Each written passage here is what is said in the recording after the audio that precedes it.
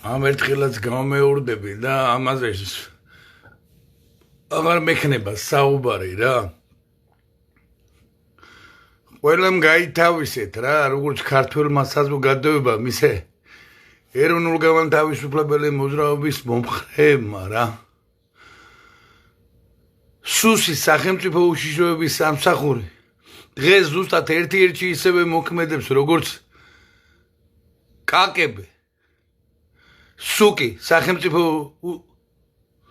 უშიშროების კომიტეტი საბჭოთა კავშირის ერთ-ერთი და როგორც მაშინ 1980-იან წლებში ეროვნულ განმათავისუფლებელი მოძრაობის წინააღმდეგ იყო მიმართული და პარალელურ ეროვნულ განმათავისუფლებელ მოძრაობას ქმნიდა.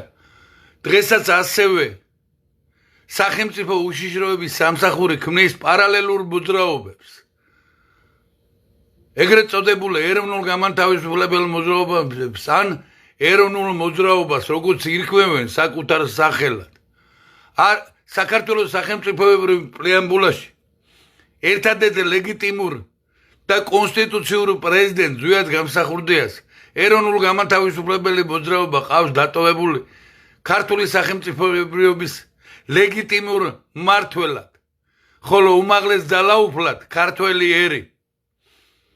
და ეს ეროვნულ განმათავისუფლებელი მოძრაობა არის ბრგვალე მაგი და თავისუფალი საქართველო, ჰელსინკის კავშირი ეროვნული აღორძინება.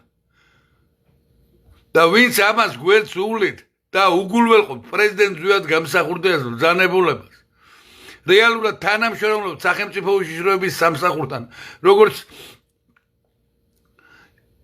80-იანი წლების დამლევს ფსევდოეროვნული ეროვნულ განმათავისუფლებელი მოძრაობის წარმომადგენლები თანამშრომლობდნენ სუკთან, კაკებესთან და ანტისახელმწიფოებრივი მოქმედებებში იღებდნენ მონაწილეობას ქართული სახელმწიფოსა და ქართველი ერის წინააღმდეგ მიმართულ. დღესაც ასევე ერთ-ერთი მეორდება.